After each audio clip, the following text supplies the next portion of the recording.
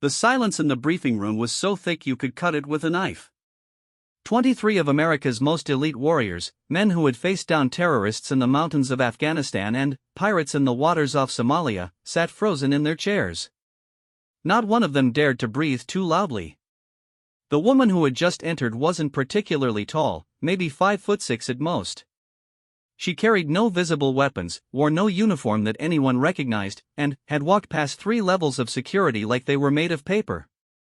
But every single Navy SEAL in that room could feel something radiating from her that made their battle-hardened instincts scream danger. It wasn't fear they felt, these men had forgotten what fear meant years ago. It was something deeper, more primal. Recognition. The kind that comes when a predator meets something higher up the food chain. The woman's eyes swept across the room with the casual efficiency of someone taking inventory. When she spoke, her voice was soft, almost gentle, but it carried the weight of absolute authority. "Gentlemen, you're going to help me with something that doesn't officially exist. When we're done, you'll understand why your government spent 10 years and $40 million trying to find me. And why they should have spent more." Commander Jake Morrison, a man who had led raids that changed the course of international conflicts, found himself straightening in his chair without conscious thought. Around him, 22 other warriors, men who bowed to no one, did exactly the same thing. They had no idea they were about to discover that everything they thought they knew about warfare was about to change forever. Commander Jake Morrison had been having one of those mornings where everything seemed to go exactly according to plan. His team had just completed a flawless training exercise, the new recruits were showing promise, and the coffee in the base cafeteria was actually drinkable for once. He should have known something was about to go sideways. The call came at exactly 0847 hours. Admiral Reeves himself, not some aide or secretary, personally requesting Morrison's immediate presence in Briefing Room Alpha. The Admiral's voice carried that particular tone that every military officer learned to recognize, the one that meant classified operations and need-to-know basis. Morrison had been in the Navy for 15 years and a SEAL for 12.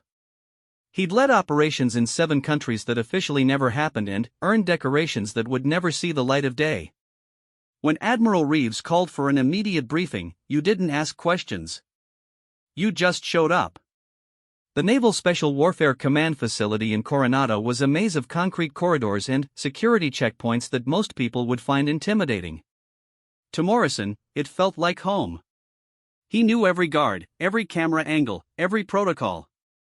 Which is why he immediately noticed something was off when he approached Briefing Room Alpha. Staff Sergeant Martinez, who normally manned the security checkpoint outside the classified briefing areas, was standing at attention with an expression Morrison had never seen before. Martinez was a 20-year veteran who had seen everything the military could throw at him. Nothing made him nervous. But, right now, sweat was beading on his forehead despite the air conditioning. "Commander," Martinez said, his voice slightly strained. "Admiral Reeves is waiting for you inside. Along with your team." Morrison nodded and moved toward the door, but Martinez caught his arm. The gesture was so unusual that Morrison stopped immediately. In 20 years of service, Martinez had never touched an officer without permission. "Sir," Martinez said quietly, glancing around to make sure they weren't being overheard. "I don't know who that woman is in there, but she walked past 3 security checkpoints like they didn't exist. Didn't show ID, didn't sign in, didn't trigger any alarms. She just walked through like the doors weren't even there." Morrison frowned. The security system at NSWC was state-of-the-art. Even he couldn't get through without proper authorization. "What do you mean she walked through?" "I mean she walked up to the first checkpoint, looked at the guard, and kept walking. The guard just stepped aside. Then, the same thing happened at the second checkpoint, and the third. Like she was invisible, except everyone could see her. They just let her pass." Before Morrison could respond, the door to the briefing room opened. Admiral Reeves appeared, his weathered face showing none of its usual warmth. "Morrison, get in here. Now." The commander had known Admiral Reeves for 8 years. The man was a legend in the Special Forces community, someone who had earned his rank through blood, sweat, and more classified operations than most people had nightmares. Morrison had never seen him look rattled. He looked rattled now. Morrison entered the briefing room to find his entire team already assembled. 22 of the Navy's most elite operators sat in their usual configuration, but something was different. They were sitting too straight, too alert. It reminded Morrison of hunting dogs who had caught a scent they couldn't identify but knew was dangerous. At the front of the room, with her back to the assembled SEALs, stood a woman. Morrison's first impression was that she looked completely ordinary. Average height, dark hair pulled back in a simple ponytail, wearing civilian clothes that looked like they came from any department store. She could have been a soccer mom, a college professor, or someone's sister visiting the base. Then, she turned around. Morrison had looked into the eyes of terrorists, dictators, and some of the most dangerous people on the planet. He had stared down the barrel of enemy weapons and walked into situations where death was not just possible but probable. He considered himself immune to intimidation. Looking into this woman's eyes, Morrison felt something he hadn't experienced since he was a child lost in a department store. The absolute certainty that he was in the presence of something far beyond his understanding or control. Her eyes were gray, ordinary enough, but they held a depth that seemed to go on forever. When she looked at him, Morrison had the unsettling feeling that she was reading his entire life story in the space of a heartbeat. Not just his military record or his training, but everything. His childhood fears, his proudest moments, the things he had never told another living soul. "Commander Morrison," she said, and her voice was exactly what Martinez had described, soft, almost gentle, but carrying an authority that made grown men straighten their spines. "Thank you for joining us. Please, have a seat." Morrison realized he had been standing frozen in the doorway for several seconds. He moved to his usual chair, acutely aware that every eye in the room was tracking his movement. His team, men who had followed him through hell more times than he could count, were watching him with the intensity of people observing a lab experiment. Admiral Reeves remained standing near the door, and Morrison noticed that the Admiral was positioning himself between the woman and the exit. It took Morrison a moment to realize what that meant. Admiral Reeves, a man who had commanded naval operations in 3 wars, was acting like a guard. Not guarding against the woman leaving, but guarding against anyone else trying to leave. "Gentlemen," the woman said, moving to stand at the front of the room. She didn't use the podium, didn't pull up any slides or charts.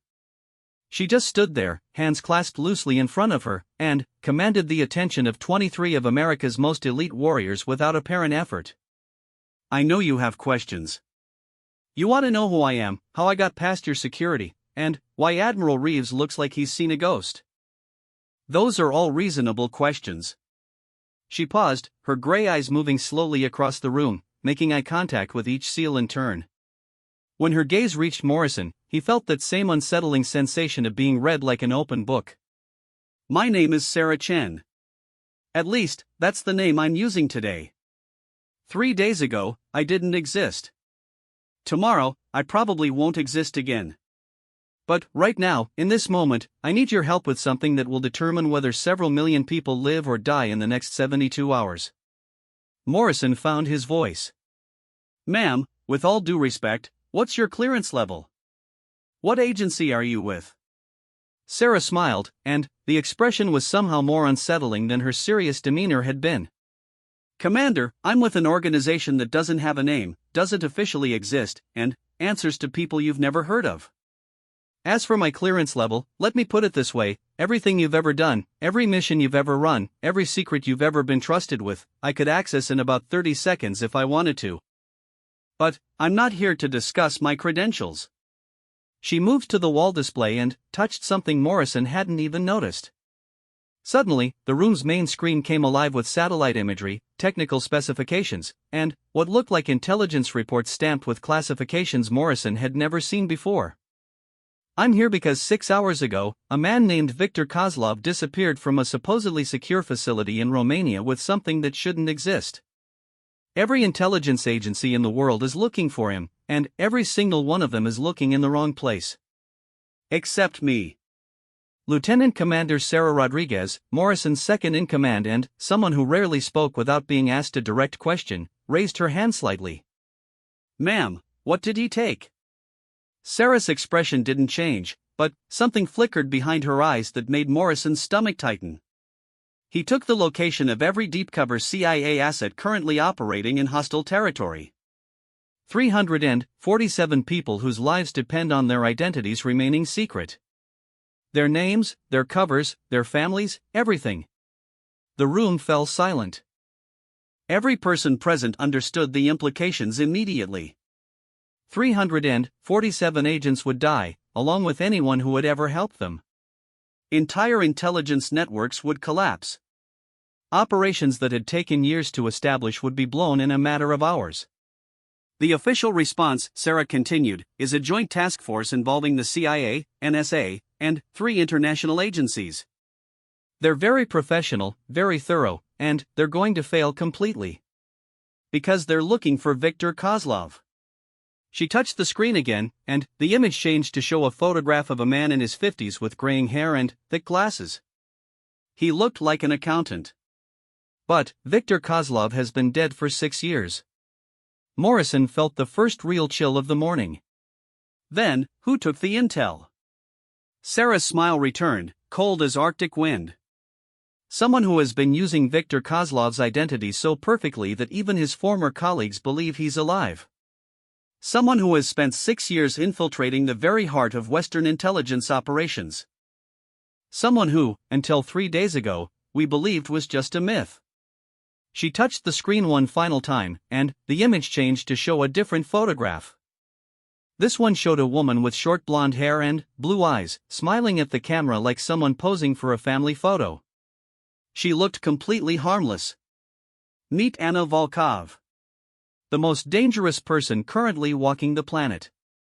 She has spent the last 6 years becoming Viktor Kozlov so completely that she can fool biometric scanners, voice analysis software, and psychological profiles. She knows his memories because she stole them from him before she killed him. She knows his habits, his fears, his dreams, because she made them her own. Morrison stared at the photograph, trying to process what he was hearing. How is that possible? Commander, there are things in this world that your security clearance doesn't cover.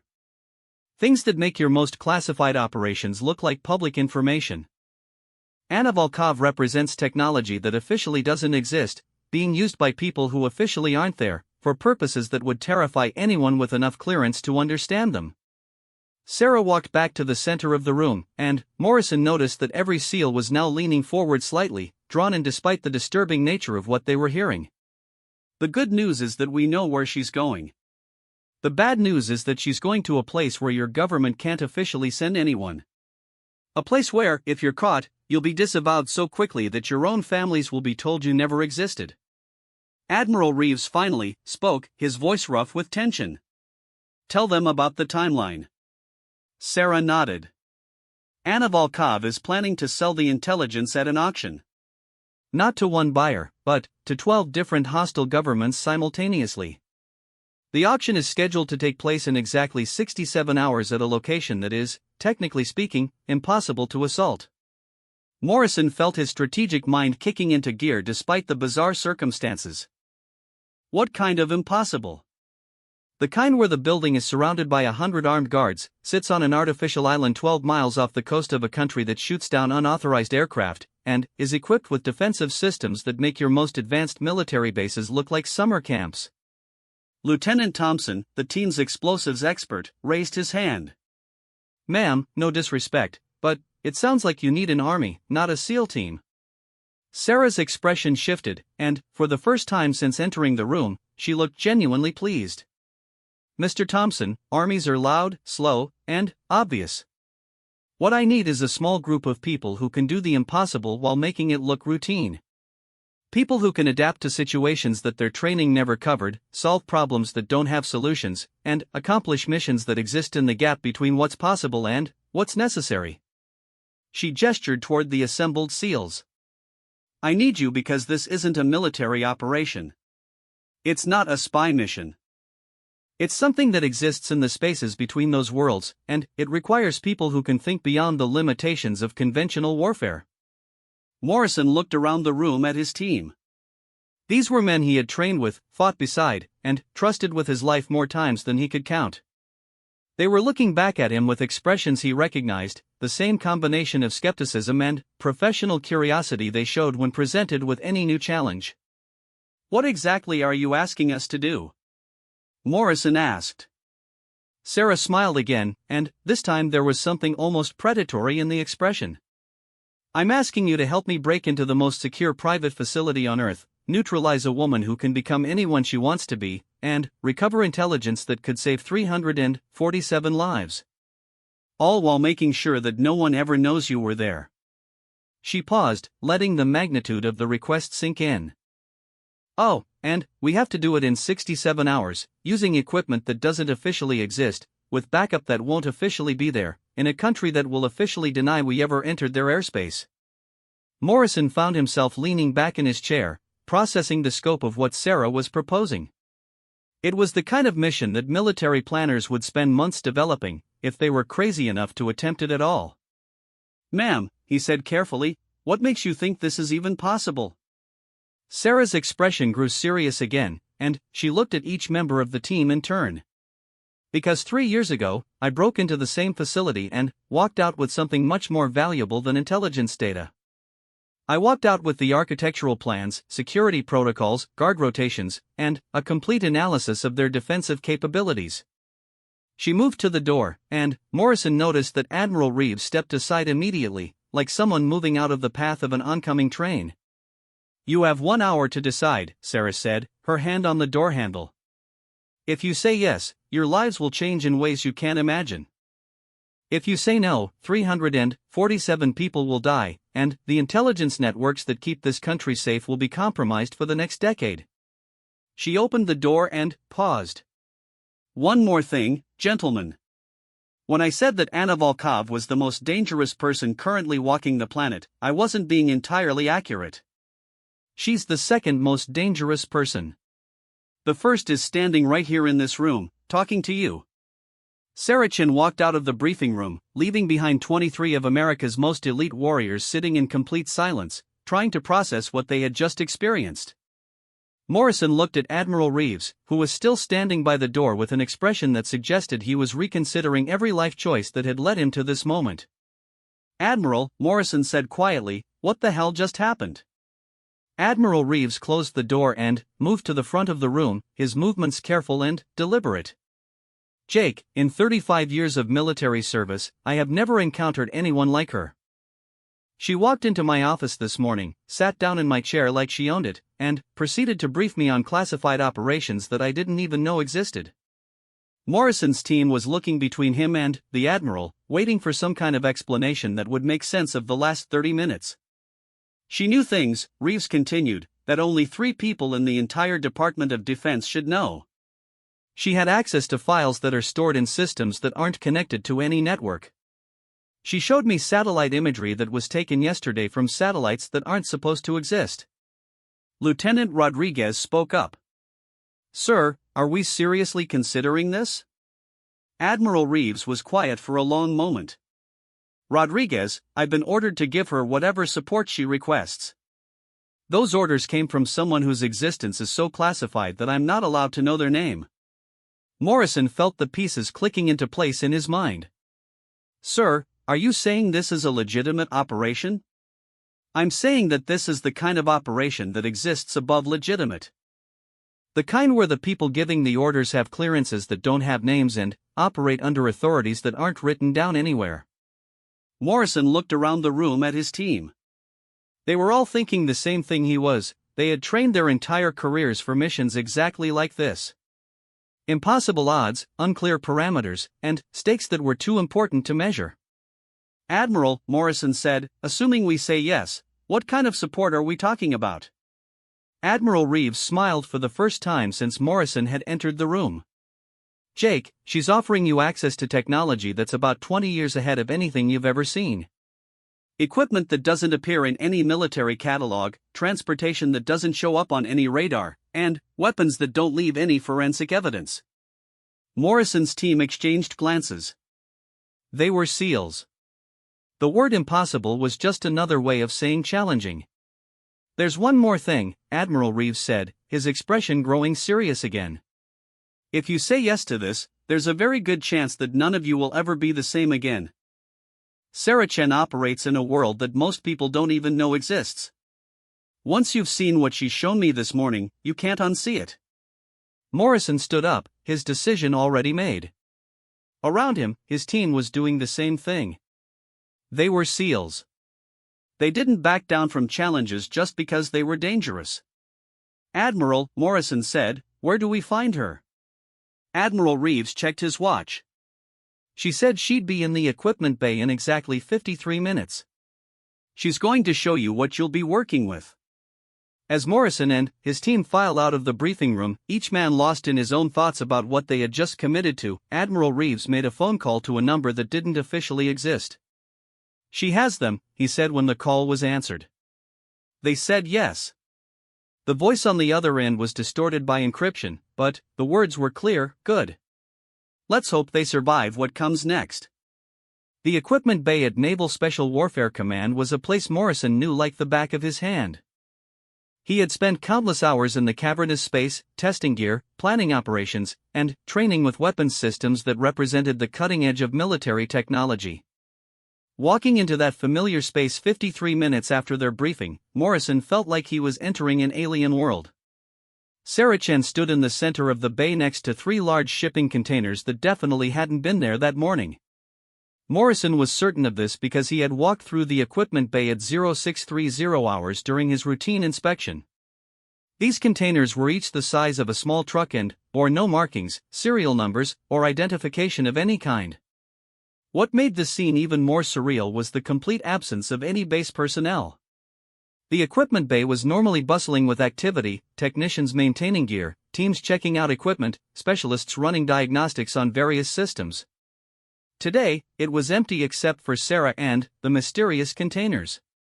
Gentlemen, Sarah said as Morrison and his team approached, I trust you've had time to process our earlier conversation. Morrison looked around the empty bay. Ma'am, where is everyone?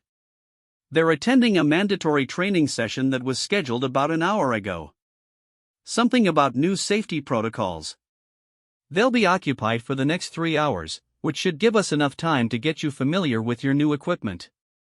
Lieutenant Rodriguez frowned.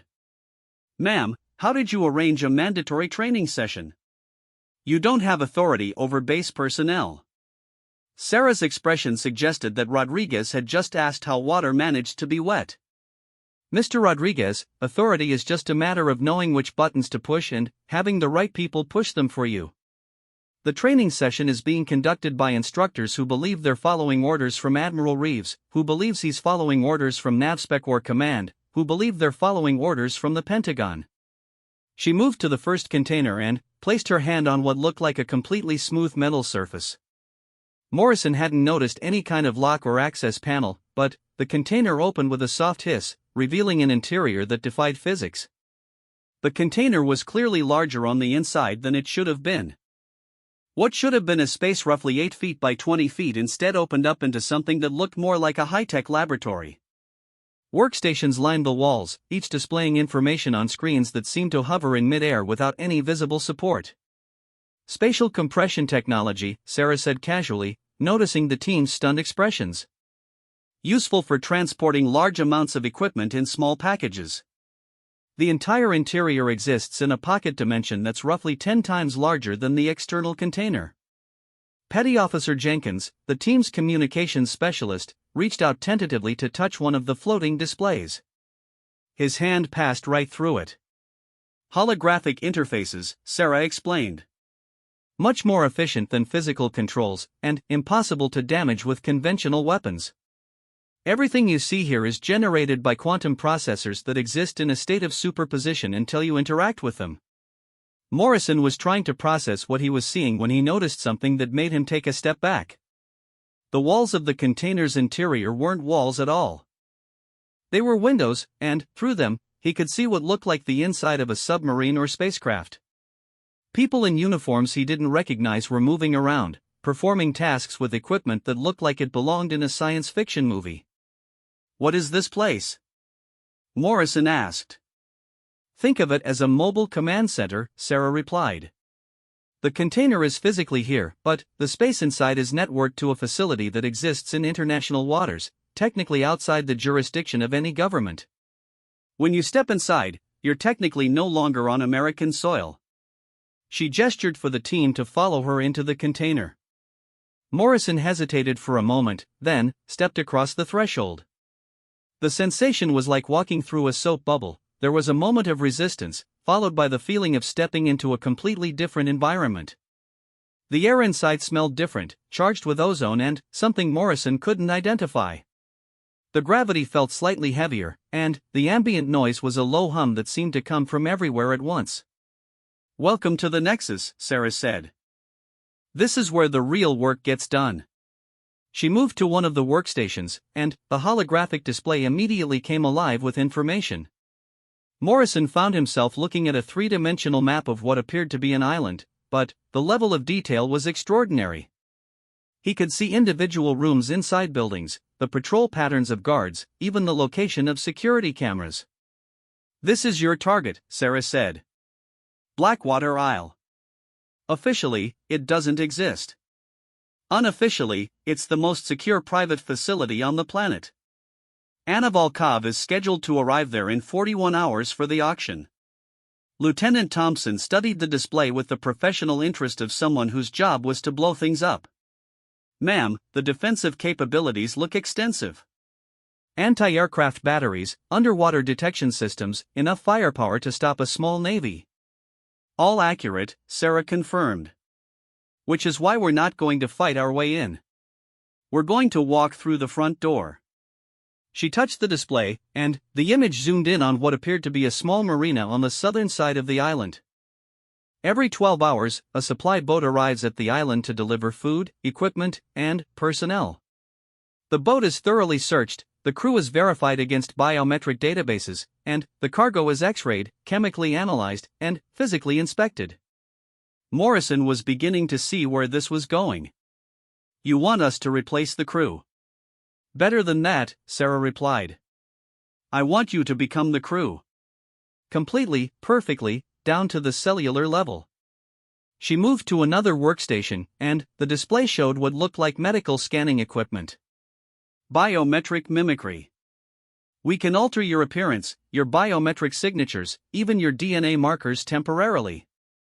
For approximately 18 hours, you will be different people. People who have legitimate business on Blackwater Isle." Staff Sergeant Williams, the team's medic, looked skeptical. "Ma'am, are you talking about genetic modification?" "I'm talking about quantum cellular restructuring. Your actual genetic code remains unchanged, but the way it expresses itself can be temporarily modified at the quantum level. Think of it as changing the software without altering the hardware." Morrison was getting a headache trying to understand the implications. "What are the risks?" Sarah's expression grew serious. "The primary risk is that the process is irreversible if not carefully monitored. If something goes wrong, you could be permanently altered. Secondary risks include cellular degradation, neurological disruption, and, in approximately 3% of cases, complete molecular dissolution." The team exchanged glances. They had all signed up for dangerous missions before, but this was operating on a completely different level. "However," Sarah continued, "the benefits are significant. While the modifications are active, you'll have enhanced physical capabilities, improved reflexes, and resistance to most forms of detection. You'll also have access to skills and knowledge that belong to the people you're impersonating." She gestured toward a series of what looked like medical chambers along one wall of the container. "The process takes approximately 4 hours and requires precise monitoring throughout. I'll be personally overseeing each modification." Lieutenant Commander Rodriguez raised her hand. "Ma'am, what happens after 18 hours?" "The modifications fade naturally as your quantum cellular structure returns to its original state. You might experience some temporary disorientation, but no permanent effects." Morrison studied the medical chambers, trying to weigh the risks against the mission requirements. "Ma'am, you said we'd have access to the skills and knowledge of the people we're impersonating. How does that work?" Sarah smiled, and Morrison was beginning to recognize that expression as a warning sign. Memory implantation. While your cellular structure is being modified, we'll download the relevant memories and skills from the people you're replacing. You'll know their routines, their relationships, their personal histories. For all practical purposes, you'll be them. Petty Officer Jenkins looked alarmed. What happens to our own memories? Nothing. Think of it as adding a second layer of memory on top of your existing consciousness. You'll have access to both sets of memories, but the implanted ones will feel more immediately relevant while the modifications are active. Morrison realized they had crossed the line from dangerous mission into something approaching science fiction. Ma'am, where did this technology come from? Sarah's expression grew guarded. Commander, there are research programs that exist in the gaps between official science and acknowledged possibility. Technology that's developed in facilities that don't appear on any map, by people whose names aren't recorded in any database. This particular set of capabilities was developed as part of a project that was officially cancelled 15 years ago. She moved to the second container, which opened to reveal what looked like an armory designed by someone with access to unlimited funding and no concern for current technological limitations. Morrison had seen advanced weapons systems before, but nothing like this. The weapons looked organic, as if they had been grown rather than manufactured. They shifted and adapted as he watched, changing configuration based on some internal logic he couldn't comprehend. Adaptive weapons systems, Sarah explained. They analyze the user's biometrics, mission parameters, and environmental conditions, then modify themselves to provide optimal performance. A single weapon can function as a sniper rifle, assault weapon, or close-quarters combat tool depending on the situation. Lieutenant Thompson picked up one of the weapons, and Morrison watched it immediately reshape itself to fit Thompson's hands perfectly. The weapons display came alive with information, showing ammunition count, range estimates, and targeting data that seemed to anticipate Thompson's movements. The ammunition is programmable, Sarah continued. Lethal, non-lethal, armor-piercing, or specialty rounds that can defeat almost any defensive system. The weapons are also completely silent and leave no ballistic evidence. Morrison was beginning to understand why Admiral Reeves had looked so rattled. This wasn't just advanced military technology, it was technology that redefined what was possible. Ma'am, Morrison said, what organization has access to this kind of capability? Sarah opened the third container, revealing something that made Morrison's breath catch in his throat. The interior was filled with suits of what looked like armor, but they moved with a fluid grace that suggested they were alive. Quantum armor, Sarah said. Provides protection against kinetic, energy, and chemical weapons while enhancing the wearer's physical capabilities by a factor of approximately 3. The armor adapts to threats in real time and can render the wearer effectively invisible to most detection systems. She lifted one of the suits, and Morrison watched it flow like liquid while maintaining what appeared to be a solid structure. The armor integrates with the wearer's nervous system, providing enhanced sensory input and faster reaction times. While wearing it, you'll be able to see in complete darkness, hear conversations from hundreds of yards away, and react to threats faster than conscious thought. Morrison looked around at his team. They were all thinking the same thing. They had just been offered access to technology that was decades ahead of anything they had imagined possible. To answer your earlier question, Commander, Sarah said, apparently reading his thoughts, I work for an organization that exists in the spaces between what governments know and what they're willing to admit. We operate with resources that are technically unlimited and answer to authorities that most world leaders have never heard of. She moved to a control panel that appeared in the air as she approached it. The people who fund our operations understand that sometimes the officially impossible is the only solution to problems that threaten global stability. They provide us with whatever we need to get the job done, regardless of cost or conventional limitations. Morrison felt like he was standing at the edge of a cliff, about to jump into an abyss he couldn't see the bottom of. Ma'am, if we do this mission, what happens afterward? Do we just go back to our regular duties like none of this ever happened? Sarah's expression grew thoughtful. Commander, that depends entirely on how well you perform and how much you're willing to learn. Some people who work with our organization return to their regular lives with enhanced capabilities and occasional consultation requests. Others find that their old lives no longer hold the same appeal. She gestured toward the equipment around them. This technology, these capabilities, this level of operation, once you've experienced it, conventional military missions tend to feel somewhat limited in scope. Lieutenant Rodriguez spoke up. "Ma'am, are you recruiting us? I'm offering you the opportunity to see what's possible when you operate without the constraints of conventional resources or official limitations. Whether that leads to recruitment depends on your performance and your interests." Morrison realized that they were being offered more than just a mission. They were being offered access to a completely different level of operation, a world where the impossible was routine and the officially non-existent was standard operating procedure. "Ma'am," Morrison said, "what do you need from us to move forward?" Sarah smiled, and, for the first time, the expression seemed genuinely warm. "I need you to trust me completely for the next 65 hours. I need you to follow instructions that may not make sense at the time. And I need you to be prepared for the possibility that after this mission, your understanding of what's possible will be permanently changed." She moved to the medical chambers along the wall. "The modification process needs to begin in the next hour if we're going to maintain our timeline. Once it starts, there's no turning back. You'll be committed to seeing this through to the end." Morrison looked around at his team. They had followed him through situations that should have been impossible before, but this was different. This was stepping into a world that operated by completely different rules. "Gentlemen," Morrison said, "this is volunteer only. Anyone who wants to walk away, now is the time." He waited, watching each member of his team consider the decision. These were men who had dedicated their lives to serving their country and protecting people who couldn't protect themselves.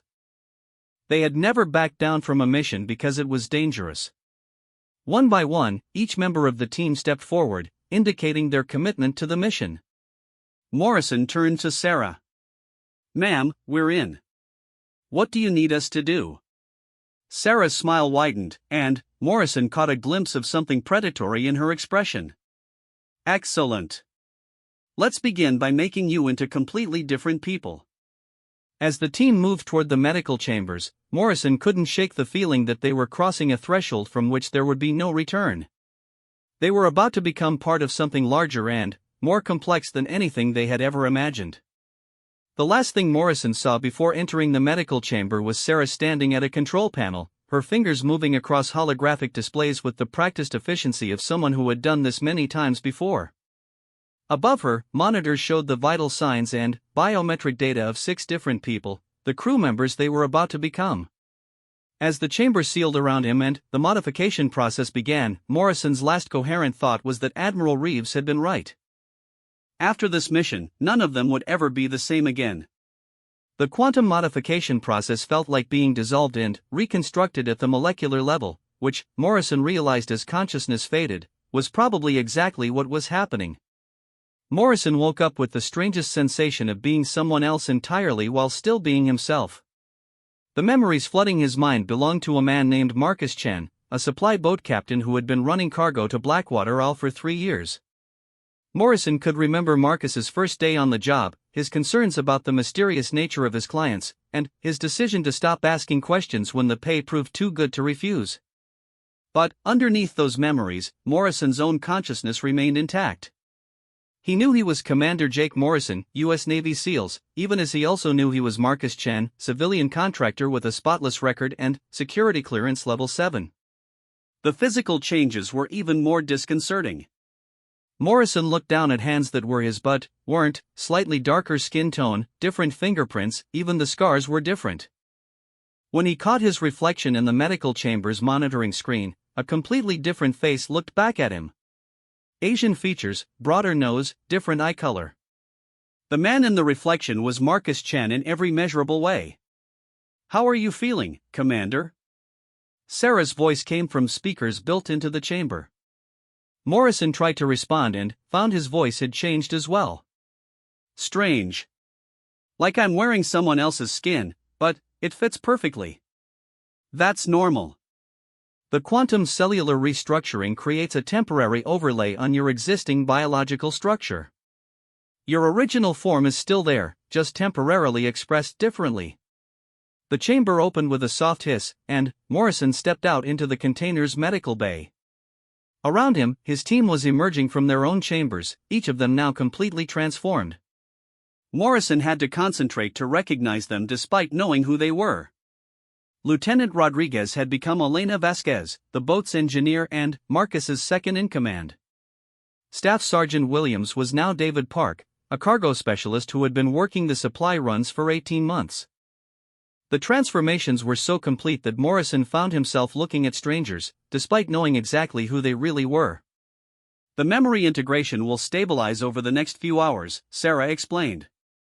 You'll find that Marcus Chen's knowledge and skills will feel increasingly natural. By the time you reach Blackwater Isle, you'll be able to operate as these people without conscious effort. Morrison flexed his hands, marveling at how different they felt. How extensive are these memories? Complete enough to fool biometric questioning and psychological profiling. Marcus Chen has a childhood, relationships, fears, preferences in food and music, even unconscious habits and mannerisms. You'll find yourself reacting to situations the way he would, using expressions he would use, even walking the way he walks.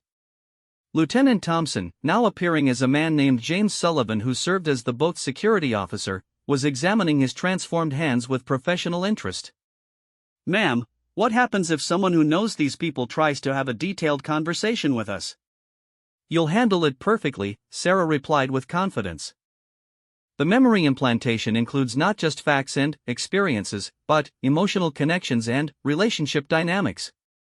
If Marcus Chen's ex-girlfriend approaches you on the island, you'll remember your breakup, how it made you feel, and what you said to each other during your last argument.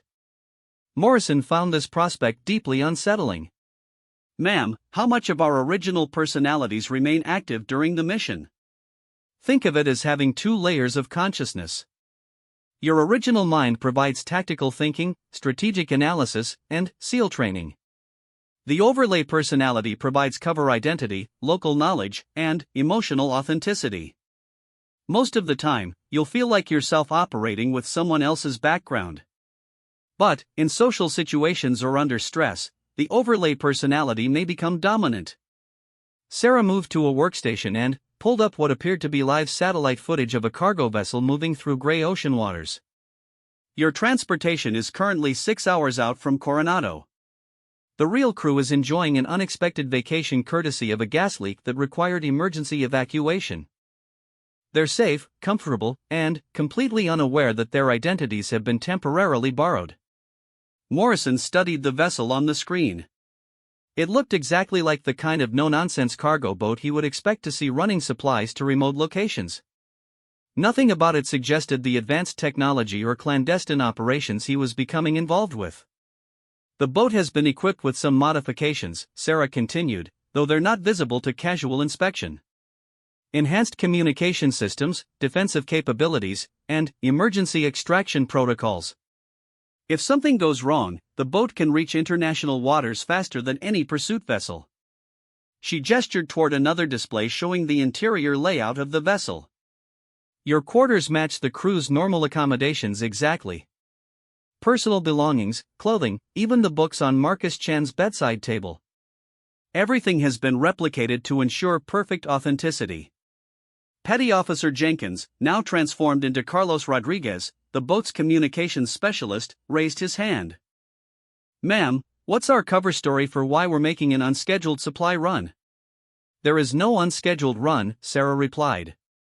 "This is a perfectly normal, routine supply delivery that was scheduled 3 months ago. Marcus Chen and his crew make this run every 2 weeks like clockwork. The only difference is that this time, they're carrying some additional cargo that doesn't appear on the official manifest." She led the team to a section of the container they hadn't seen before, where several large crates sat waiting. The crates looked completely ordinary, standard shipping containers with proper documentation and inventory labels. "Your mission cargo," Sarah explained. "Officially, these contain replacement parts for the island's water filtration system. Unofficially, they contain the equipment you'll need once you're on the island." Morrison examined the documentation attached to one of the crates. The paperwork looked completely legitimate, down to the proper signatures and shipping dates. What's actually in them?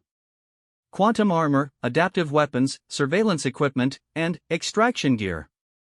Everything is stored in compressed dimensional pockets, so the crates appear to contain exactly what the paperwork says they contain.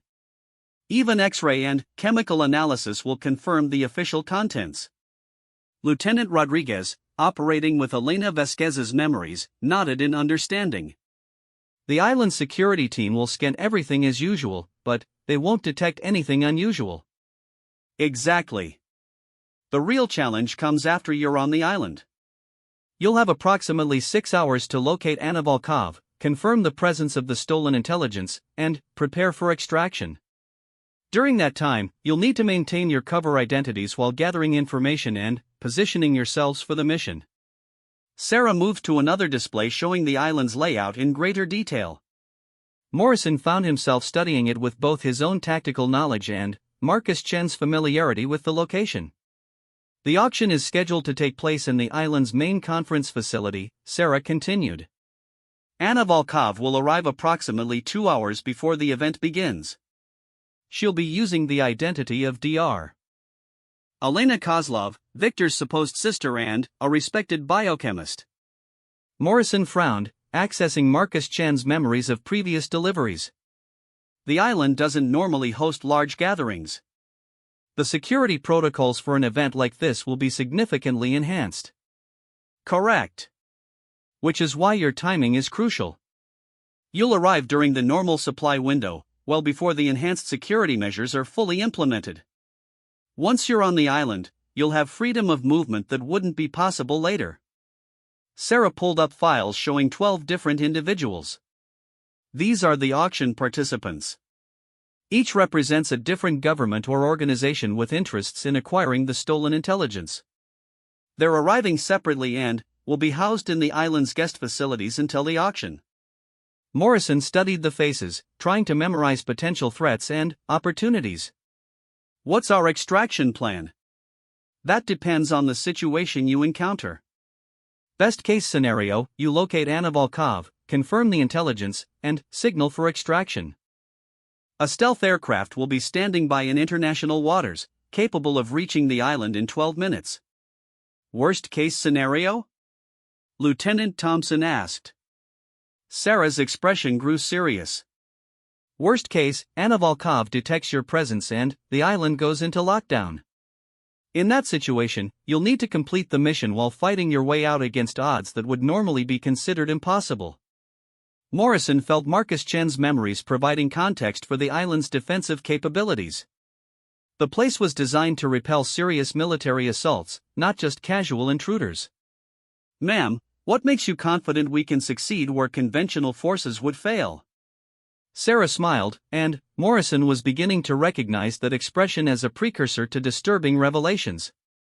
Because conventional forces operate within the limitations of conventional technology and tactics. You'll be operating with capabilities that officially don't exist, using methods that most people would consider impossible. She gestured toward the quantum armor and adaptive weapons they had seen earlier. More importantly, you'll be operating with an advantage that Anna Volkov won't expect. You'll know exactly who she is and what she's planning, while she believes her identity is still secure. Morrison accessed Marcus Chen's memories of previous interactions with island personnel. The island's security team knows the supply crew personally. They'll be expecting normal social interaction. Which you'll provide perfectly, Sarah assured him. Marcus Chen has a professional but friendly relationship with the head of security, a man named Colonel Harrison. Elena Vasquez often shares coffee with the dock supervisor. These relationships will provide you with access and information that no infiltration team could achieve through conventional means. Petty Officer Jenkins was studying the communication equipment built into the cargo boat. Ma'am, how will we maintain contact with you during the mission? The boat's communication system has been enhanced with quantum entanglement communication. Instantaneous, undetectable, and impossible to intercept. I'll be monitoring your progress from a mobile command center that will remain within extraction range at all times. Morrison realized they were about to embark on a mission that existed at the intersection of advanced technology and traditional human intelligence gathering. What's our primary objective if we have to choose between recovering the intelligence and stopping the auction? Sarah's expression grew cold. Commander, failure is not an option. The intelligence must be recovered, and the auction must be stopped. If Anna Volkov escapes with that information, 347 people will die, and the intelligence networks that protect Western civilization will be compromised for the next decade. She moved to a final workstation and pulled up what appeared to be real-time intelligence feeds. Anna Volkov is currently en route to the island aboard a private yacht. She'll arrive approximately 4 hours after you do. During that window, you'll need to establish your presence, gather information about the auction setup, and identify potential complications. Morrison studied the intelligence feeds, watching satellite imagery track a yacht moving through international waters. How certain are we that she'll go through with the auction? Completely certain, Sarah replied. Anna Volkov has spent 6 years developing the Viktor Kozlov identity and infiltrating Western intelligence operations. This auction represents the culmination of her work and the payday that will fund her organization's operations for the next decade. She won't abandon it unless faced with immediate, overwhelming force. Lieutenant Rodriguez accessed Elena Vasquez's memories of the island's layout and security procedures. The guest facilities are in a separate compound from the main operational areas. If we can position ourselves correctly, we should be able to monitor the auction participants as they arrive. Exactly, Sarah confirmed. Your cover identities provide legitimate access to most of the island's public areas. As long as you maintain your roles as supply crew members, you'll be essentially invisible to the enhanced security measures. Morrison felt the strange dual consciousness of being himself while also being Marcus Chen. The supply boat captain's memories provided invaluable context for the mission, but the divided attention was disorienting. Ma'am, how do we maintain operational security while dealing with these dual personalities? Practice, Sarah replied simply. The next few hours aboard the cargo vessel will give you time to integrate the personality overlays with your tactical training. By the time you reach the island, operating as these people will feel natural. She moved toward the container's exit, and Morrison realized their time in this impossible space was coming to an end. Your transport to the cargo vessel leaves in 30 minutes. From that point forward, you are Marcus Chen and his crew. Your original identities are classified beyond the highest levels of government clearance. Morrison looked around at his team, seeing strangers who were also his closest allies. Ma'am, when this mission is over, what happens to these identities? They fade as the quantum modifications return to baseline. Marcus Chen and his crew will resume their regular lives with no memory of the interruption. The real crew members will return to work believing they spent a week recovering from a minor gas leak incident. Sarah paused at the container's threshold. Commander, once you step onto that cargo vessel, you're committed to seeing this through to the end. The technology that's keeping you alive in those modified forms requires completion of the quantum cycle. If the mission is abandoned before the modifications fade naturally, the results could be catastrophic. Morrison felt a chill that had nothing to do with the container's climate control. What kind of catastrophic? The kind where your consciousness becomes permanently trapped between your original identity and the overlay personality. You would effectively become two people occupying one body, neither fully dominant, both incomplete. The stakes of the mission had just become dramatically more personal. They weren't just risking their lives, they were risking their very identities. Is there anything else we need to know? Morrison asked. Sarah's smile returned, warm but somehow predatory. Commander, you're about to discover that the world is much larger, more dangerous, and more wonderful than you ever imagined. Try to enjoy the experience. As Morrison and his team left the impossible space of the container and returned to the familiar reality of the equipment bay, each of them was acutely aware that they had just crossed a line from which there might be no return. The cargo vessel waiting in Coronado Harbor looked exactly like what Marcus Chen's memories told Morrison it should look like. As they boarded their transportation to the boat, Morrison caught himself thinking in Marcus Chen's voice, using the supply boat captain's mannerisms and speech patterns. The integration was happening faster than Sarah had suggested, and Morrison wasn't entirely sure whether that was a good thing or a sign of something going wrong. As their transport pulled away from the dock, heading toward a mission that would determine the fate of 347 intelligence operatives and potentially reshape their understanding of what was possible, Morrison had one final coherent thought as Commander Jake Morrison: whatever happened on Blackwater Isle, none of them were coming back the same people they had been that morning. The question was whether they would be coming back as people at all. The cargo vessel Maria Elena cut through the gray morning waters toward Blackwater Isle with Marcus Chen at the helm, his hands steady on controls he had operated hundreds of times before. Except Morrison knew he had never touched these controls in his life, even his muscle memory guided every movement with practiced expertise. The personality integration had accelerated during the 12-hour voyage. Morrison found himself thinking more and more like Marcus Chen, remembering conversations with Elena Vasquez about her concerns for her sister's medical treatment, worrying about David Park's gambling problem, sharing James Sullivan's frustration with the island's increasingly paranoid security measures. The memories felt completely real because, at a quantum level, they were real. Approaching the 12-mile marker, Elena called from the engine room, her voice carrying the slight accent Morrison remembered her having, even though he knew she was actually Lieutenant Rodriguez. All systems showing green. Morrison keyed the radio with the casual efficiency of someone who had made this call dozens of times. Blackwater Control, this is Maria Elena requesting approach clearance for scheduled supply run. Cargo manifest transmitted. The response came immediately, professionally cordial but with the underlying tension that had become standard over the past few months. Maria Elena *, this is Blackwater Control. We show you on schedule with standard cargo. Be advised that security protocols are enhanced today due to special operations. Maintain heading 270, reduce speed to 8 knots, and prepare for escort. Through Marcus Chen's memories, Morrison knew this was unusual but not unprecedented. The island's mysterious clients occasionally required additional security measures, and the supply crew had learned not to ask questions. Roger, Blackwater Control. Reducing speed and maintaining heading. Morrison watched as 2 patrol boats emerged from the morning mist, their sleek hulls cutting through the water with military precision. The boats took position on either side of the Maria Elena, close enough that Morrison could see the heavily armed personnel aboard each vessel. They're nervous about something, James Sullivan observed from his position on deck. Morrison could feel the security officer's professional assessment overlaying his own tactical analysis. More firepower than usual, and they're maintaining combat spacing. Elena's voice crackled over the internal comm engine systems are getting scanned by something. Feels like active sonar, but more intensive. They're really checking us out today.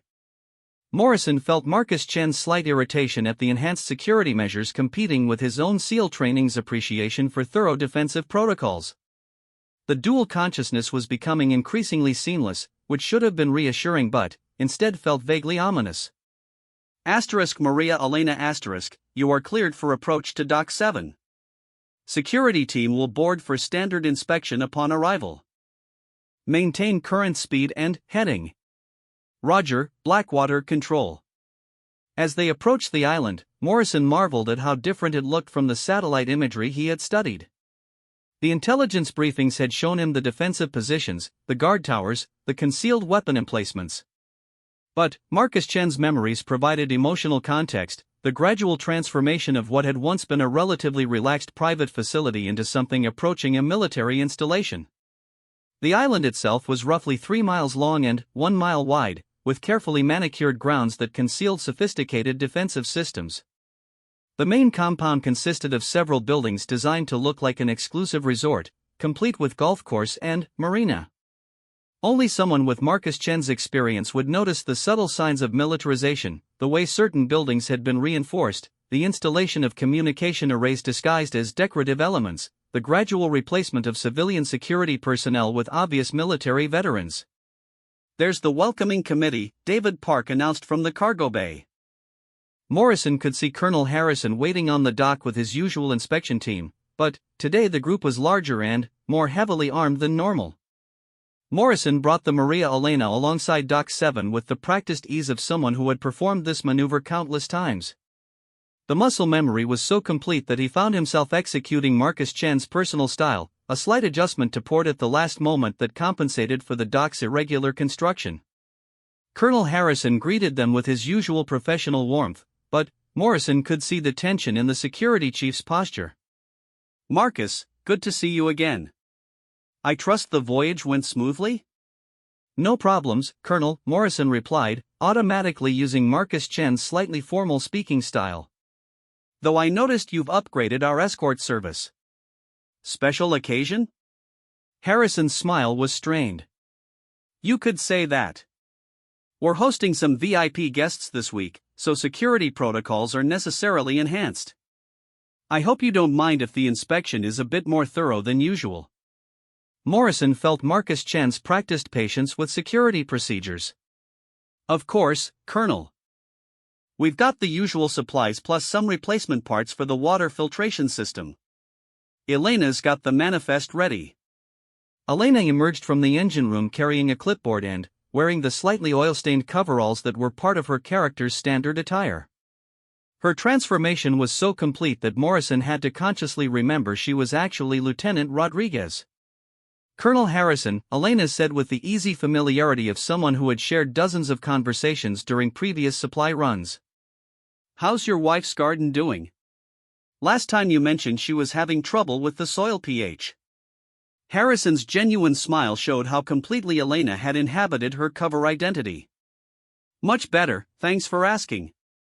She took your advice about the sulfur supplements and the tomatoes are thriving now. Morrison watched the security team begin their inspection with professional appreciation for their thoroughness. They were using scanners he didn't recognize, equipment that seemed to analyze the cargo at the molecular level. But the crates containing their real mission equipment showed exactly what the scanners expected to see: water filtration components with the proper chemical signatures and structural configurations. Colonel, Morrison said, accessing Marcus Chen's memory of previous conversations, is Dr. Kozlov's research team expanding again? We've been getting more requests for specialized equipment lately. Harrison's expression flickered with something Morrison couldn't quite interpret. Dr. Kozlov's work requires very specific resources. I'm sure you understand the need for discretion. Morrison nodded with Marcus Chen's practiced indifference to the island's mysteries. After 3 years of making supply runs to Blackwater Isle, the crew had learned that certain topics were off limits and certain questions shouldn't be asked. The inspection took nearly 2 hours, but eventually the security team cleared their cargo for transport to the island's various facilities. Morrison watched as the crates containing their mission equipment were loaded onto electric carts and driven toward the main compound.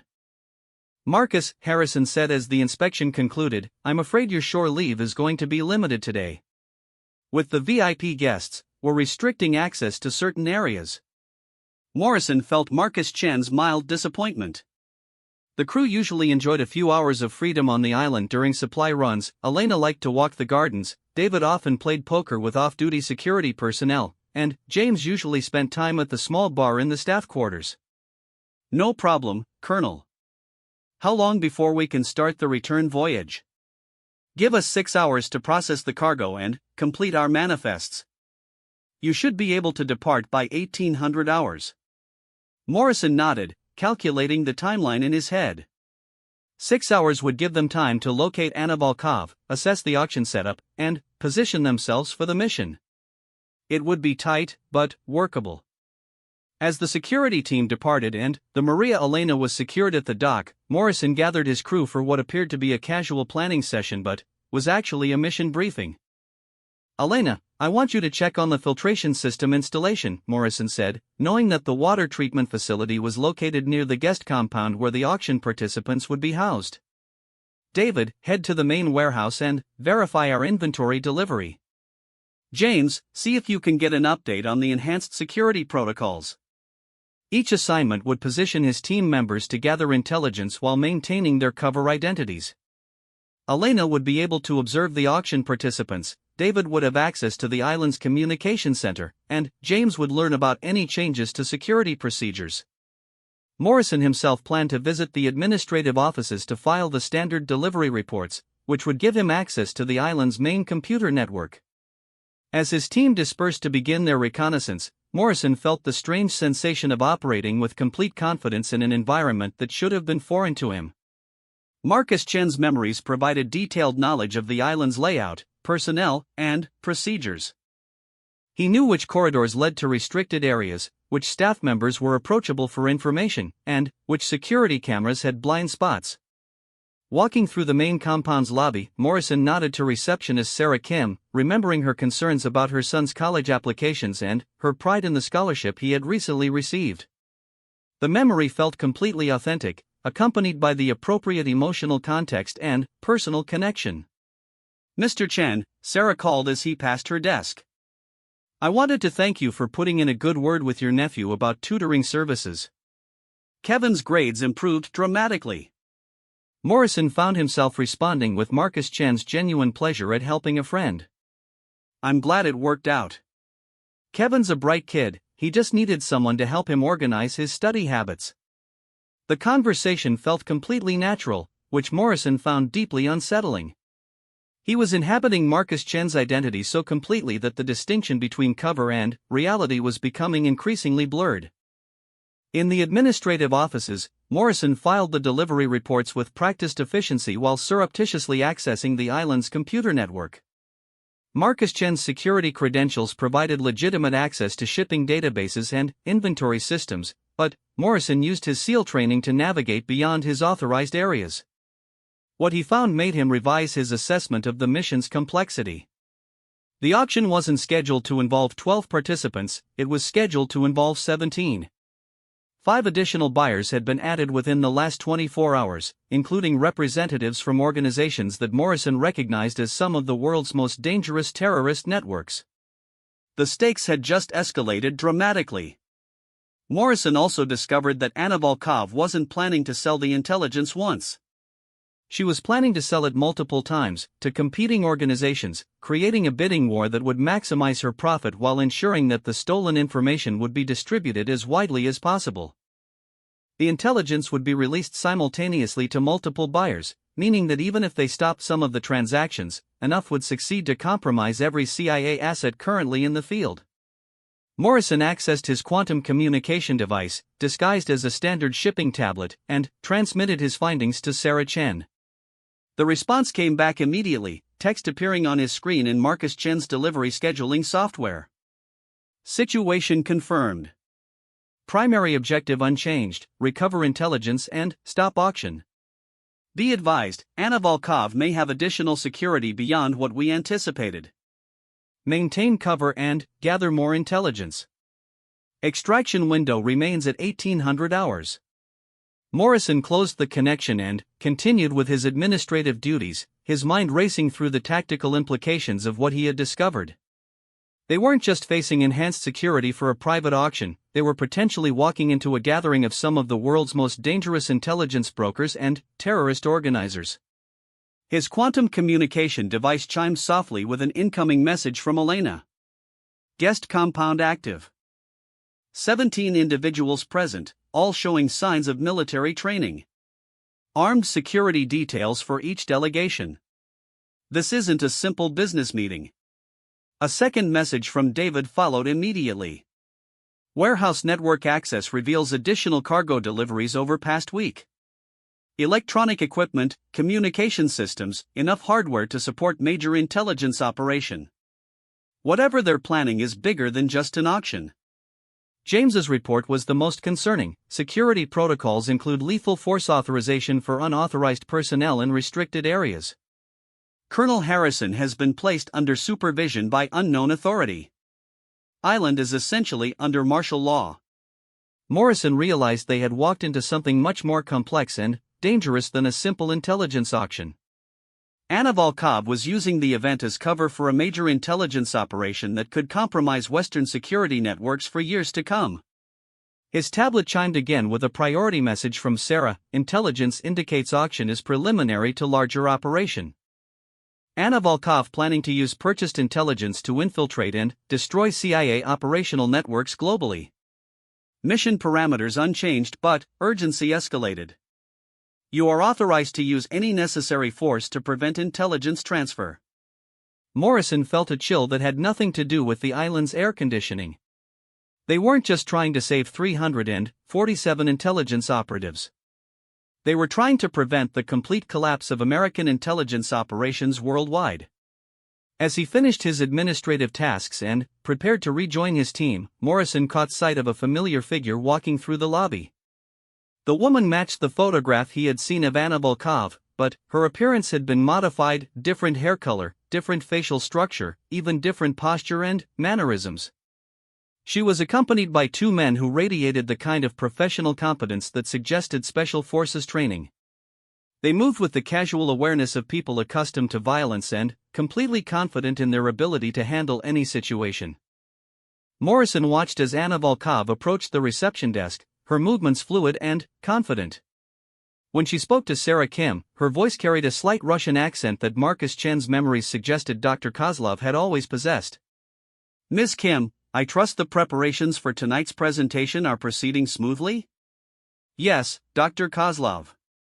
The conference facility has been prepared according to your specifications, and all participants have confirmed their attendance. Morrison felt his pulse accelerate as he realized how close he was to the target. Anna Volkov was less than 20 feet away, discussing the auction that could compromise global intelligence operations. Every instinct told him to act immediately, but his cover identity required him to continue with routine administrative tasks.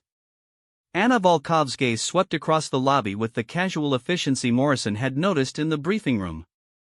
For a moment, her eyes met his, and Morrison felt the same unsettling sensation of being completely analyzed in a fraction of a second. Then, she smiled, and Morrison felt Marcus Chen's memories providing context. Dr. Kozlov had always been polite to the supply crew, occasionally asking about their families and expressing appreciation for their reliable service. Mr. Chen, she said, approaching his position near the administrative counter. How lovely to see you again. I trust your daughter's recovery is progressing well? Morrison felt Marcus Chen's gratitude for her continued interest in his family's welfare. Much better, thank you for asking, Dr. Kozlov. The specialists in San Diego were able to address the complications, and she's responding well to treatment. I'm so pleased to hear that. Please give her my best wishes for continued improvement. The conversation felt completely normal, but Morrison noticed that Anna Volkov's security detail was positioned to monitor not just the conversation but every person within a 50-foot radius. These weren't standard bodyguards, they were intelligence operatives maintaining overwatch for potential threats. Dr. Kozlov, Morrison said, accessing Marcus Chen's memory of previous interactions, I noticed enhanced security today. I hope everything is proceeding smoothly with your research. Anna Volkov's smile remained warm, but Morrison caught a flicker of something calculating in her expression. We're hosting some colleagues for a research presentation. Nothing that should affect your operations, but the security measures are necessary given the sensitive nature of our work. Morrison nodded with Marcus Chen's practiced indifference to the island's mysteries. Of course. Well, I should let you get back to your preparations. Please don't hesitate to let me know if you need any special arrangements for future deliveries. Thank you, Mr. Chen. Your reliability is one of the things that makes Blackwater all such an effective research facility. As Anna Volkov and her security detail moved toward the elevators that led to the restricted upper floors of the main building, Morrison realized that the mission had just become exponentially more complex. Anna Volkov wasn't just planning to sell stolen intelligence. She was conducting a comprehensive intelligence operation designed to collapse American espionage capabilities worldwide. The auction was just the beginning. Morrison activated his communication device and transmitted an emergency update to Sarah, target confirmed on location. Operation scope exceeds initial parameters. Requesting immediate guidance on engagement protocols. The response came back faster than should have been possible, engagement authorized. Stop the auction by any means necessary. Extraction assets moving to standby position. As Morrison rejoined his team to brief them on the expanded scope of their mission, he couldn't shake the feeling that Anna Volkov had recognized something during their conversation. The way she had looked at him suggested she might have detected something beneath Marcus Chen's carefully constructed identity. If Anna Volkov suspected their true nature, they were walking into a trap that could not only compromise their mission but potentially expose the existence of the technology and organization that had made their infiltration possible. The auction was scheduled to begin in 4 hours. Whatever they were going to do, they needed to do it soon. And Morrison was beginning to suspect that stopping Anna Volkov was going to require sacrificing their cover identities and revealing capabilities that were supposed to remain secret at all costs. The maintenance tunnels beneath Blackwater Isle's main compound were not supposed to exist according to any official blueprints, but Marcus Chen's memories included knowledge of their construction during a facility upgrade 2 years earlier. Morrison led his team through the narrow passages with the confidence of someone who had helped coordinate the installation of new water filtration systems, even as his SEAL training analyzed the tunnel's potential for tactical movement. 3 hours until the auction. Time enough to position themselves and access the quantum armor hidden in their supply crates, but not enough time for careful reconnaissance or detailed planning.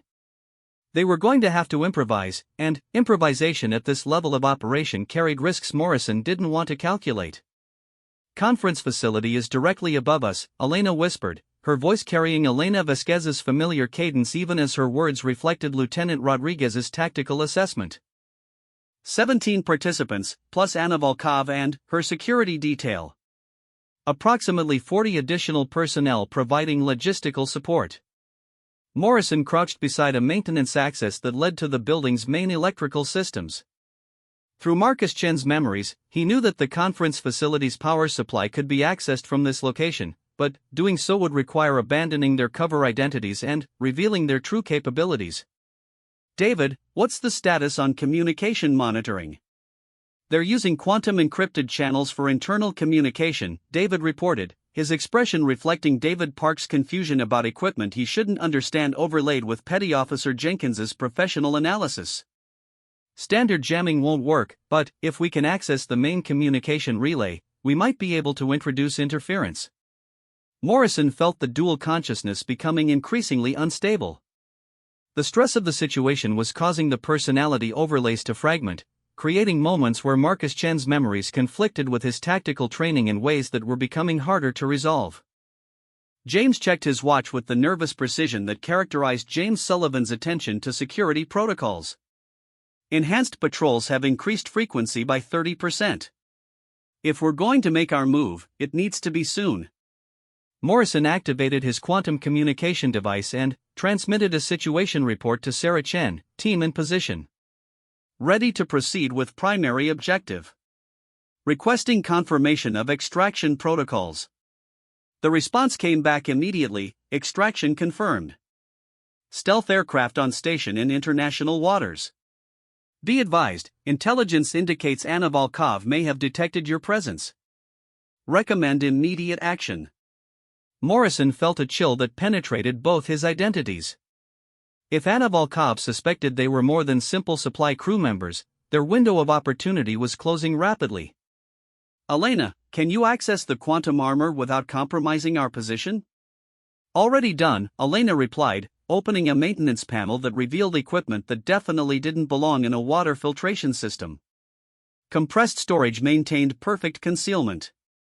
All gear is ready for deployment. The quantum armor materialized around them like liquid metal finding its shape, transforming from invisible potential to sophisticated protection systems in a matter of seconds. Morrison felt the neural interfaces connecting with his consciousness, providing enhanced sensory input and tactical analysis that integrated seamlessly with both his SEAL training and Marcus Chen's knowledge of the facility. The armor's adaptive camouflage rendered them effectively invisible to standard surveillance systems while providing access to communication networks, structural analysis, and real-time intelligence updates. Morrison could see through walls, track individual personnel throughout the building, and monitor electronic communications simultaneously. "Sarah, we're equipped and mobile. Beginning final approach to target. Confirmed. Be aware that Anna Volkov has activated additional security protocols. She knows something is wrong." Morrison led his team through the maintenance tunnels toward the conference facility, their movement tracked by sensors that registered them as routine maintenance personnel while their armor analyzed potential threats and escape routes in real time. The conference facility occupied the top floor of the main building, with panoramic views of the ocean.